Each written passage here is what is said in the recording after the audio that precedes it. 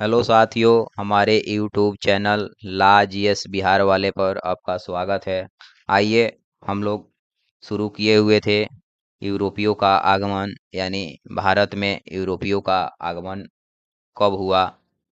तो सबसे पहले हम लोग देख रहे हैं कि भारत में यूरोपियों का आगमन सबसे पहले जो होता है वो पुर्तगालियों का हुआ। उसके बाद डच का हुआ। उसके बाद ब्रिटिश का हुआ। उसके बाद डेनिस आते हैं। उसके बाद फ्रांसीसी आते हैं, जिसमें हम लोग पीछे के वीडियो में पुर्तगाली, डच और ब्रिटिश पढ़ लिए हुए थे। आज जो हम लोग पढ़ेंगे वो डेनिस और फ्रांसीसी पढ़ेंगे। तो आइए हम लोग डेनिस को देखते हैं कि ये कब आते हैं। तो भारतीय जो भारत में जो डेनिस आए वो अंग्रेज के बाद आते हैं भारत में।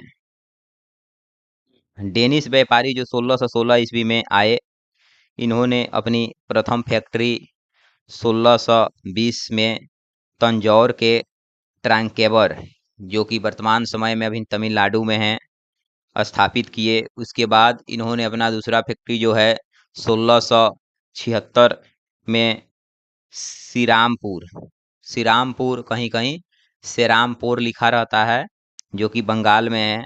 फिर उसके बाद में इन्होंने यह कंपनी ज़्यादा दिन तक टिक नहीं पाती है, क्योंकि अंग्रेज यहाँ पर खुद इतने मजबूत थे अपने आप में, हर तरह से, राजनीतिक से, सेना से, सब तरह से इतना मजबूत है कि डेनिस को टिकने ही नहीं दिए। सारा यहाँ भारत के कूटनीतिक और राजनीति को मतलब कुशल रहे यहाँ पर, इसीलिए उनके सामने जो डेनिस है ज़्यादा दिन तक टिक नहीं पाता है। फिर कंपनी जो है भारत में अपनी स्थिति मजबूती करने में असफल रही और 1845 तक अपनी सारी फैक्ट्रियों अंग्रेजों को बेचकर चली जाती है, जिसके कारण वो असफल रहती है, यहाँ से ज़्यादा दिन तक वो टिक नहीं पाती है। यही इनका है, इनका ज़्यादा कुछ रहा नहीं। हमेशा जो ये फैक्ट्री स्थापित किए तो हमेशा ये देखा गया इनके फैक्ट्रियों में गिरावट हमेशा लगातार आते रहा, क्योंकि यहाँ पर अंग्रेज इतना मजबूत हो चुके थे कि वो अपने सामने किसी को टिकने ही नहीं दे रहे थे। अब ज़्यादा इनका कुछ रहा नहीं, ये चले जाते हैं, ज़्यादा दिन तक रहते नहीं हैं। अब आइए जो अगला जो टॉपिक है, हम लोग फ्रांसीसी पढ़ेंगे। देखते हैं कि फ्रांसीसी कब आते हैं। फिर जो फ्रांसीसी आते हैं, फ्रांसीसी जो भारत में आगमन होता है फ्रांसीसियों का, वो देख रहे हैं अब हम लोग। भारत में व्यापारिक दृष्टि से यूरोपीय देशों में से सबसे जो अंत में आए वो फ्रांस के व्यापारी ही भारत में आए हुए थे। एग्जाम में ये भी पूछा जाता है कि सबसे यूरोपीय कंपनियों में सबसे लास्ट में, यानी सबसे अंत में कौन सी कंपनियां आई थी। तो फ्रांसीसी कंपनियां आई थी, जो कि हेनरी चतुर्थ, रिचलू और कोलबर्ट जैसे कुछ फ्रांसीसियों ने पूर्वी व्यापार का महत्व महसूर किया। फिर कोबाल्ट पर, यानी जो उस समय लुई 14वां मंत्री वहां का था, लगातार प्रयासों के बाद 1664 ईस्वी में फ्रेंच ईस्ट इंडिया कंपनी की स्थापना हुई, जिसे कंपनी द इंडस ओरिएंटल। इस कंपनी पर फ्रांसीसी सरकार का प्रत्यक्ष रूप से नियंत्रण था। फिर उसके बाद में फिर उसके बाद में 1667 ईस्वी में फ्रांसिस केरान तथा फ्रैंको कैरो की अध्यक्षता में एक अभियान दल भारत पहुंचा। इसके साथ, यानी जो कि ये इस्फहान, यानी जो ईरान का निवासी मरकारा भी था। फिर उसके बाद में फ्रांसीसी कंपनियों का निर्माण फ्रांस सरकार द्वारा किया गया, तथा इसका सारा खर्च सरकार ही वहन करती थी। इसे सरकारी व्यापारिक कंपनी भी कहा गया, क्योंकि सरकार ही इसमें वहन करती थी, इसीलिए इसे सरकारी व्यापारिक कंपनी भी कहा जाता था, क्योंकि यह कंपनी सरकार द्वारा संरक्षित और आर्थिक सहायता पर निर्भर थी। सारा इसमें जो खर्च करता था वो सरकार का ही पैसा खर्च होता था, इसीलिए इन्हें आर्थिक सहायता पर भी निर्भर थी, संरक्षित थी। 1668 1668 में इस दल ने सूरत में पहली फ्रांसीसी फैक्ट्री स्थापित की। फिर उसके बाद से होता क्या है कि गोलकुंडा रियासत के सुल्तान से अधिकार पत्र प्राप्त करने के पश्चात सन 1669 में मुसलीपट्टनम में दूसरी व्यापारी कुठी स्थापित की। फिर ऐसे करते करते 1673 में कंपनी के निदेशक फ्रैंको मार्टी ने बलिकोंडापुरम वलीकोंडापुरम के सूबेदार शेर खां लोदी से कुछ गांव प्राप्त किए, जिसके कालांतर में अभी जो वर्तमान समय में पांडिचेरी के नाम से जाना जाता है और उस समय भी जाना गया था। पांडिचेरी में फ्रांसीसियों द्वारा फोर्ट लुई नामक किला बनाया गया। पांडिचेरी में ये भी एग्जाम पूछा जा सकता है कि फोर्ट लुई जो बनाया गया किला, वो कौन बनवाया था? तो फ्रांसीसियों ने बनवाया था। कहाँ पे? तो पांडिचेरी में। फिर 1673 में होता 1673 में फिर उसके बाद से बंगाल के नवाब जो शाइस्ता खां ने फ्रांसीसियों को एक जगह किराए पर दे दी, जहां चंद्रनगर की सुप्रसिद्धि कोठी की स्थापना की। चंद्रनगर बंगाल में है। यहाँ का किला फोर ओरलियंस कहा जाता है। फ्रांसीसियों द्वारा फिर 1721 में मॉरिशस और 1725 में मालाबार में स्थित माहे एवं 1739 में कारिकल पर अधिकार कर लिया गया। फिर 1742 के पश्चात व्यापारिक लाभ कमाने के साथ साथ फ्रांसीसियों की महत्वाकांक्षाएं भी जागृत होने लगी। व्यापारियों में उन्हें लाभ मिलने लगा, मुनाफा होने लगा था। इस दौरान फ्रांसीसी गवर्नर डुप्ले का भारतीय राज्यों में हस्तक्षेप और फ्रांसीसी शक्ति का विस्तार हुआ। डुप्ले बहुत कुशल व्यक्ति था, राजनीतिक, आर्थिक, सब तरह से, सेना नायक, हर तरह से वो बहुत कुशल व्यक्ति था। सारा का सारा फ्रांसीसी अगर देखा जाए तो डुप्ले पर ही मतलब ये निर्भर रहता है। फिर उसके बाद से होता क्या है कि परिणाम स्वरूप अंग्रेज और फ्रांसीसियों के बीच 3 युद्ध हुए, जिन्हें कर्नाटक युद्ध के नाम से जाना जाता है। अंग्रेज और जो युद्ध हुआ था प्रथम कर्नाटक का, वो सेंट थोमे या अड्यार युद्ध, जो कि 1746 से 48 तक चला था। उधर यूरोप में ऑस्ट्रिया के उत्तराधिकार के लिए युद्ध शुरू हो चुका था। फिर उसके बाद में ऑस्ट्रिया का जो ये संधि हुआ, ये ला सापल के संधि कराया गया दोनों भारतीयों और उसके बाद वो क्या बोला जाता है, सॉरी, फ्रांसीसी और अंग्रेजों के बीच। ये फिर मतलब युद्ध शांत होता है। फिर जो कर्नाटक का द्वितीय युद्ध हुआ, वो हुआ 1749 से लेकर 1754 ईस्वी तक चला। फिर जो इसमें भी मतलब अंग्रेज मतलब पक्ष भारी रहा, फ्रांसीसी इसमें कमजोर हो गए। फिर तृतीय कर्नाटक का जो युद्ध हुआ 1756 से लेकर 63 ईस्वी में हुआ। फिर इसी में एक और क्वेश्चन जो आता है, जो पूछा जाता है, अंबूर का युद्ध 1749 ईस्वी में होता है।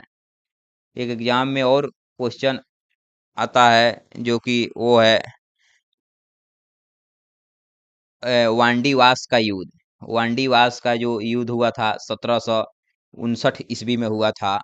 ये कई बार एग्जाम में मिला है। वांडीवास का युद्ध जो हुआ था 1759 ईस्वी में हुआ। ये अंग्रेज तथा फ्रांसीसियों के बीच हुआ था। आइए फिर उसके बाद से हम लोग देखते हैं। ये तो कर्नाटक का युद्ध हुआ। आगे फिर हम लोग इसको देखेंगे जब जहाँ युद्ध पढ़ेंगे सारे, उसमें हम लोग देखेंगे विस्तार से। तब तक इसको बता दिए कि कर्नाटक में जो 3 युद्ध हुए, ये किनके किनके बीच हुए। ये तीनों का तीनों युद्ध जो हुआ था कर्नाटक युद्ध, ये अंग्रेजों और फ्रांसीसियों के बीच होता है। कब कब हुआ ये भी बता दिए। उसके बाद हम लोग जो देखते हैं, आइए जो अगला है, भारत में फिर उस समय कर्नाटक का यह क्षेत्र कोरोमंडल तट पर अवस्थित था। लगभग 20 वर्षों तक दोनों कंपनियों के मध्य संघर्ष चलता रहा। लंबा संघर्ष चला 20 वर्ष तक। अंततः इस संघर्ष में अंग्रेजों की विजयी हुई। कर्नाटक युद्ध का जो विस्तृत अध्ययन हम करेंगे वो फिर कर्नाटक देखते हैं, जो बताए ही हैं आपको अगले, मतलब जो जहां हम लोग युद्ध पढ़ेंगे उसमें हम लोग करेंगे। फिर उसके बाद में ऐसे चलते रहा वांडीवास का युद्ध में जो बताए हैं 1759 में इसका जो हुआ था, उसमें अंग्रेज ही सेना नायक जो था सर आयरकुट, एक विशाल सेना था जो मद्रास उद्रास पहुंचा। उसके बाद में 1760 में अंग्रेजी सेना में फ्रांसीसी सेनाओं को मद्रास तथा पांडिचेरी के मध्य स्थित वांडीवास नामक स्थान पर बुरी तरह पराजित कर देता है। फ्रांसीसी जो सेना फ्रांसीसी सेनापति जो था बुस्सी बुस्सी को बंदी कर लिया अंग्रेजों ने। फिर जो हुआ क्या, वास्तव में वांडीवास का युद्ध जो निर्णायक युद्ध तो था ही। इस युद्ध के संबंध में मालेसन का एक इतिहासकार है, मालेसन, वो कहते हैं कि इस युद्ध ने उस भवन को जिसे मार्टिन डूमा तथा डुप्ले ने बनाया था धूल भूषरित कर दिया। ये मालेसन बताते हैं अपने कथन के अनुसार। फिर 1761 ईस्वी में अंग्रेजों ने अधिकार में कर लिया अंग्रेजों ने। उसके बाद अगले 1 वर्षों के भीतर फ्रांसीसियों भारत अपने अधीन सारे भूभागों को खो बैठे। फ्रांसीसी कमजोर होते गए उसके सामने। फिर ऐसे युद्ध जो शुरू हुआ वो समापन के मतलब पेरिस के संधि से युद्ध जो होता है, वो पेरिस समझौता जो होती है उसमें दोनों के बीच, अंग्रेजों और फ्रांसीसियों के बीच समझौता होती है, जो कि पेरिस की संधि हुआ वो 10 फरवरी 1763 ईस्वी में हुआ। फिर यूरोप में फ्रांसीसी और अंग्रेजों का मध्य संधि हो गई है, इसे चलते रहा दोनों के बीच। अंग्रेजों ने चंद्रानगर को छोड़कर शेष अन्य प्रदेशों फ्रांसीसियों का अधिकार तथा 1749 के वापस कर दिए। फ्रांसीसी के पास यह क्षेत्र भारत के आजाद होने तक रहा। भारत जब आजाद हुआ उसके बाद में भी ये फ्रांसीसियों के मतलब अधीन में रहा, परंतु साथ में यह शर्त लग गई थी कि अब फ्रांसीसी भारत में सेना नहीं रहेंगे न रखेंगे। इसके उपरांत भारत में फ्रांसीसियों ने अंग्रेजों का विरोध करना छोड़ दिया तथा व्यापार ही अपना ध्यान लगाया। व्यापार करते रहे, लेकिन दोनों के बीच में जो संघर्ष थी वो पेरिस समझौता में समाप्त हो गई थी। तब तक भारत आज़ाद हो चुका था। उसके बाद में ये बोला कि कोई अपना सेना नहीं रखेगा। इस प्रकार पेरिस संधि के उपरांत भारत में फ्रांसीसी राज्य स्थापित करने के सारे जो सपने थे उन्होंने देख रखे थे, ऊंचे ऊंचे सपने, वो समाप्त हो गए और अंग्रेजों के लिए मार्ग प्रशस्त हो गया, क्योंकि पुर्तगालियों एवं डचों का ये पहले ही पराजित कर चुके थे। इतने मजबूत थे ब्रिटिश कि खुद ही मतलब अपने सामने किसी को टिकने ही नहीं दे रहे थे। सब जो आए उसके सामने धराशायी होते चले गए। अब इसके बाद में जो भी हम लोग देखेंगे वो एमसीक्यूज हम लोग देखेंगे कि एमसीक्यूज इसका जितना भी हम लोग पढ़े हैं कि यूरोपीय कंपनियों का आगमन, यानी भारत में यूरोपीय कंपनियों का जो आगमन होता है उसका जो हम लोग पढ़ लिए, पुर्तगाली, डच, ब्रिटिश, डेनिश, फ्रांसीसी, इन सारे का देखेंगे कि एग्जाम में अभी तक कहाँ कहाँ से कितना क्वेश्चन पूछा गया है, कैसे पूछा गया है। जो भी हम लोग पीछे का वीडियो पढ़े हैं आप लोग से यही कहेंगे कि एक बार देख लीजिएगा। फिर हम लोग नेक्स्ट वीडियो में जो एमसीक्यूज करेंगे ताकि आपको भी ये लगे कि हाँ हम जो पीछे पढ़े एग्जाम में ऐसे ऐसे क्वेश्चन पूछा गया है। ये चैप्टर ही ऐसा है, अध्याय ही ऐसा है कि हर एग्जाम में आपको एगो दो गो क्वेश्चन देखने को मिल ही जाएगा। एक आध दो क्वेश्चन मिलेगा ही। जिसे बताया गया है कि पुर्तगाली ईस्ट इंडिया कंपनी मतलब जो आया था 14 कब आया, तब पुर्तगाल 1498 में आया। कहाँ सर्वप्रथम कहाँ आया, कालीकट का जो जुमोरी नामक जो था वो स्वागत किया था। जो पीछे आप लोग देखिएगा कल के एमसीक्यूज में जो भी हम लोग देखेंगे वो अच्छा ही देखेंगे, क्योंकि अभी तक जितने एग्जाम में हुए हैं वो सारे क्वेश्चनों को कल हम लोग करेंगे। एक बार आप लोग भारत का जो यूरोपीय व्यापारी केंद्र रहा, इसमें आप लोग मैप दिया हुआ है, इसमें एक बार आप लोग देखिएगा। ये पूर्व पश्चिम उत्तर दक्षिण में करके देखिएगा, इसको मैप को बीचे बीच बांट कर कि कौन सा कहाँ पर दिया रहता है। जहाँ पर ऐसे गोला बिंदु रहे, ब्रिटिश का मतलब होगा अपना व्यापारी केंद्र। ऐसे जो बना रहेगा गोला, डच का रहेगा, फिर फ्रांसीसी का यहाँ पर, फिर फ्रांसीसी का रहेगा, फिर यहाँ पर डेनमार्क का रहेगा, पुर्तगाली का। एक बार देख लीजिएगा कौन सा कहाँ कंपनी स्थापित अपना करते हैं। तब तक के लिए साथियों हम लोग यहीं पर समाप्त करते हैं, और कल जो हम लोग देखेंगे वो एमसीक्यूज देखते हैं। तब तक के लिए धन्यवाद आप लोगों को। चैनल को सब्सक्राइब करते रहिए और अपने दोस्तों को भी शेयर करते रहिए। धन्यवाद।